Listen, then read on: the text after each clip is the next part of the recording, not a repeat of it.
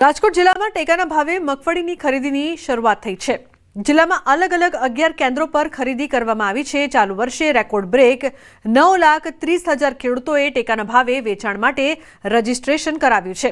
ખેડૂતો પાસેથી 1452 પ્રતિ મણના ટેકાના ભાવે ખરીદી કરવામાં આવશે।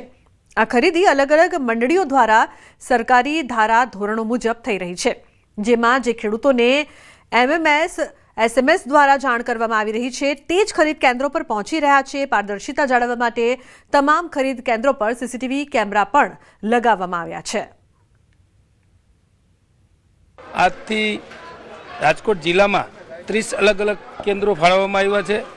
એ જ રીતે રાજકોટ યાર્ડના નીચે આવતા 3 તાલુકા વડોદરી, લોધિકા અને રાજકોટ, આ ત્રણેય તાલુકામાં અલગ અલગ જગ્યાએ ખરીદી શરૂ થઈ ગઈ છે।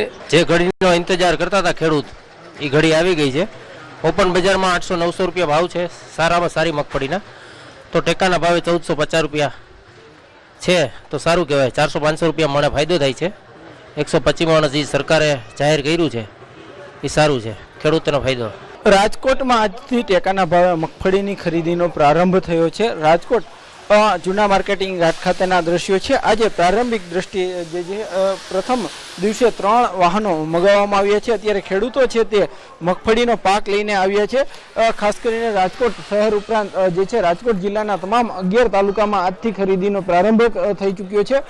મગફળી, મગ, અડદ અને સોયાબીન સહિતના ખેત પાકોની જે છે અત્યારે ખરીદીનો પ્રારંભ થઈ ચૂક્યો છે। આપ દ્રશ્યોમાં પણ જોઈ શકો છો કે ખેડૂતો છે તે છેલ્લા ઘણા સમયથી જે છે મગફળીની ખરીદી ટેકાના ભાવે થાય, અન્ય જે ખેત પાકો છે તેમના જે ખરીદી છે તે ખરીદી વહેલી સમયસર થાય એની રાહ જોઈને ઊભા હતા। અત્યારે આપણી સાથે ખેડૂત છે।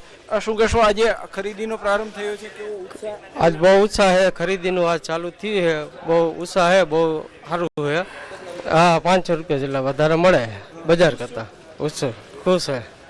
આ ખેડૂત છે તે કે ખુશ જોવા મળી રહ્યા છે, કેમ કે ઓપન બજારમાં જ્યારે 800-900 રૂપિયા જેટલા ભાવ મળતા હોય છે, ત્યારે જે છે ટેકાના ભાવે 1462 રૂપિયા પ્રતિ મણ જે છે ખેડૂતોને મળતા હોય છે, ત્યારે કે ખેડૂતોમાં પણ ખુશી જોવા મળી રહી છે। હાલ જે રીતના જે છે આજથી જે ટેકાના ભાવે જે ખરીદીનો પ્રારંભ થયો છે તેને લઈને ખેડૂતો છે તે ઉત્સાહિત જોવા મળી રહ્યા છે। તો બીજી તરફ ક્યાંક ને ક્યાંક ઓપન બજારમાં જે ભાવ નીચા મળી રહ્યા છે તેમને લઈને જે ઓપન બજારમાં વેચનાર ખેડૂતો છે, જેમને ટેકાના ભાવે જેમનું રજીસ્ટ્રેશન નથી થઈ શક્યું, તેવા ખેડૂતોમાં પણ ક્યાંક નિરાશા જોવા મળી રહી છે। હાર્દિક જોશી।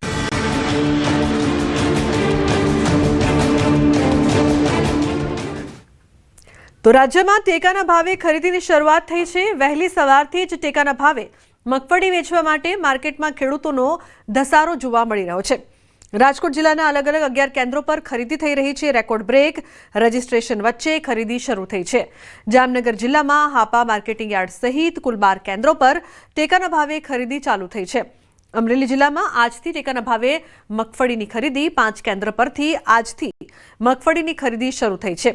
રાજકોટના જૂના માર્કેટ યાર્ડમાં ટેકાના ભાવે ખરીદીનો માહોલ છે। અમરેલી જિલ્લામાં ટેકાના ભાવે મગફળીની ખરીદીની શરૂઆત થઈ છે।